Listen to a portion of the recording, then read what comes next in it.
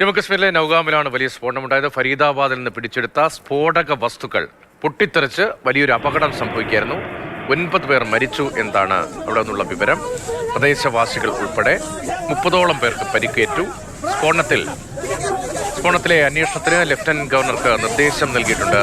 Forensic പരിശോധനയ്ക്ക് തയ്യാറെടുക്കവേ അബദ്ധത്തിൽ പൊട്ടിയതാണ് ആയതാണ് എന്നാണ് ആഭ്യന്തര മന്ത്രാലയത്തിന്റെ സുരക്ഷാ ജോയിന്റ് സെക്രട്ടറി ഉൾപ്പെടെ സ്ഥിരീകരിക്കുന്നത്. Owing to unstable and sensitive nature of the recovery, it was being handled very carefully under the expert supervision. During the process, an accidental explosion took place at about 11:20 p.m. on 14th November, that is yesterday night. In this unfortunate accidental incident, 9 people have lost their lives, whereas 27 police personnel, 2 revenue officials and 3 civilians have received injuries. Injured were immediately rushed to the medical care and attention. The building of police station has received severe damages, besides some of the buildings surrounding the police station. The cause of the accident is being investigated. However, any other speculation into the cause of these incidents are unnecessary. അന്വേഷണം തുടരുന്നു. അഭ്യൂഹങ്ങൾ പരത്തരുത് എന്നും ജമ്മുകശ്മീർ DGPയും ആവശ്യപ്പെടുകയാണ്.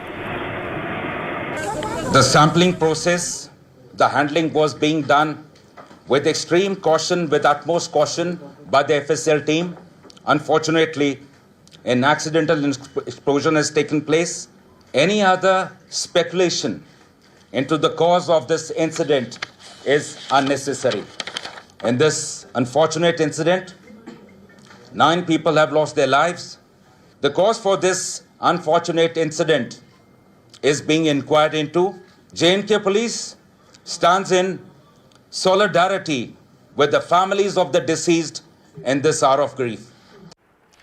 അർജുൻ പീതാംബരനാണ് വിവരങ്ങളുമായി ചേർന്നത്. അർജുൻ, അഭ്യൂഹങ്ങൾക്ക് അടിസ്ഥാനമില്ല, ഭീകര സ്വഭാവമുള്ള ഒരു സ്ഫോടനമല്ല എന്നത് ഔദ്യോഗികമായി ഇപ്പോൾ സ്ഥിരീകരിക്കപ്പെടുകയാണ്. അപകടമാണ് എന്നത് സ്ഥിരീകരിക്കപ്പെടുകയാണ്.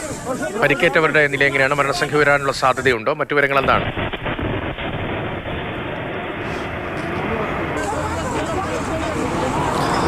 രതീഷ്, എന്താണ് സംഭവിച്ചത് എന്നുള്ള കാര്യം ആഭ്യന്തര മന്ത്രാലയം കൂടി വ്യക്തമാക്കിയിരിക്കുന്നതും ഒരു ആക്സിഡൻ്റൽ എക്സ്പ്ലോഷൻ തന്നെയാണ്. ഇപ്പോൾ ഈ സംഭവ സ്ഥലം അത് ആഭ്യന്തര മന്ത്രാലയം പരിശോധിച്ചു കൊണ്ടിരിക്കുകയാണ്. എങ്ങനെ ഈ സ്ഫോടനത്തിലേക്ക് കാര്യങ്ങൾ എത്തി എന്നുള്ള കാര്യമാണ് ഏറ്റവും പ്രധാനമായിട്ടും പരിശോധിച്ചു കൊണ്ടിരിക്കുന്നത്. അത്തരത്തിലുള്ള പരിശോധനകൾ മുന്നോട്ട് പോകുന്നു. മറ്റ് അഭ്യൂഹങ്ങൾക്ക് സ്ഥാനമില്ല. 30ലധികം ആളുകൾക്ക് പരിക്കേറ്റിട്ടുണ്ട്. അതിൽ 3 പേരുടെ നിലയാണ് ഗുരുതരമായി തന്നെ തുടരുന്നത്. ഇപ്പോഴും അതിൽ മാറ്റമൊന്നുമില്ല. ഒരു പക്ഷേ മരണനിരക്ക് വർദ്ധിക്കാനുള്ള സാധ്യത ഉണ്ട്, ആശങ്ക നിലനിൽക്കുന്നുണ്ട്. 9 നിലവിലെ കണക്ക്. അതൊരു പക്ഷേ 11 12 പോയേക്കാം. കാരണം ആ ഒരു സ്ഥിതി ഇപ്പോഴും അവിടെ പരിക്കേറ്റ് ചികിത്സയിലുള്ള പലർക്കും ഉണ്ട് എന്നുള്ള കാര്യം തന്നെയാണ്. ബേൺ ഇഞ്ചറീസ് വളരെ ഗുരുതരമായി ചിലർക്കുണ്ട് എന്നുള്ള കാര്യം പറയുമ്പോൾ അതിൽ 2 പേർ സിവിലിയൻസ് ആണ് എന്നുള്ള കാര്യം അടക്കമാണ് ഏറ്റവും ആശങ്കപ്പെടുത്തുന്ന കാര്യം. ഏറ്റവും പ്രധാനമായും അറിയേണ്ടത് എങ്ങനെ ഈ പരിശോധനയിൽ അത് പിന്നെ സ്ഫോടനത്തിലേക്ക് പോയി എന്നുള്ള കാര്യമാണ്. ഇപ്പോൾ SDRF അവിടെ അവശിഷ്ടങ്ങൾ പൊളിച്ചെടുത്ത് പരിശോധിച്ചു കൊണ്ടിരിക്കുന്നു. ഒപ്പം ഫോറൻസിക്കിൻ്റെ കൂടുതൽ സംഘങ്ങളും ആഭ്യന്തര മന്ത്രാലയത്തിൻ്റെ ഉദ്യോഗസ്ഥരും അവിടെ എത്തിയിട്ടുണ്ട്, പരിശോധന നടത്തുന്നുണ്ട്. ഏതായാലും കാര്യങ്ങളിലേക്ക് കൂടുതൽ വ്യക്തത വന്നിരിക്കുക തന്നെയാണ്. നേരത്തെ ഈ പല ടെറർ ഔട്ട്ഫിറ്റുകളും ഉത്തരവാദിത്തം ഏറ്റെടുത്തുകൊണ്ട് രംഗത്ത് വന്നെങ്കിലും അതെല്ലാം അടിസ്ഥാനരഹിതമാണെന്നുള്ള കാര്യം കൂടി DGPയും വ്യക്തമാക്കിയിരിക്കുകയാണ്. അത്തരത്തിലുള്ള പ്രചാരണങ്ങൾ നടത്തരുത്, അത്തരത്തിലുള്ള പ്രചാരണങ്ങൾക്ക് സ്ഥാനമില്ല, അടിസ്ഥാനമില്ല എന്നുള്ള കാര്യം കൂടിയാണ് ഇപ്പോൾ വ്യക്തമാക്കിയിരിക്കുന്നത്. ഒപ്പം ഈ എല്ലാത്തിനെയും ചെങ്കോട്ട ഭീകരാക്രമണത്തിൻ്റെ തുടർച്ചയായിട്ടാണ് ഇപ്പോൾ അതിൻ്റെ അത് പിടിച്ചെടുത്തിട്ടുള്ള ഈ സ്ഫോടക വസ്തുക്കളാണ് അങ്ങോട്ട് കൊണ്ടുപോയി അവിടെ പരിശോധന നടത്തുന്നതും അവിടെ പൊട്ടിത്തെറിയും ഉണ്ടാവുകയൊക്കെ ചെയ്യുന്നത്. എന്തായാലും NIAക്ക് ഇപ്പോൾ കസ്റ്റഡിയിലുള്ള പ്രതികളെ എല്ലാം ഡൽഹി പോലീസും ഹരിയാന പോലീസും കൈമാറുക കൂടിയാണ്. അതിനുശേഷം അവരെ ജമ്മുവിൽ എത്തിച്ചോ അല്ലെങ്കിൽ ഡൽഹിയിൽ തന്നെ കൊണ്ടുവന്നോ വീണ്ടും വിശദമായി ചോദ്യം ചെയ്യും. ശരി, അർജുൻ പീതാംബരനാണ് വിശദമായ വിവരങ്ങൾ നൽകിയത് ഡൽഹിയിൽ നിന്ന്.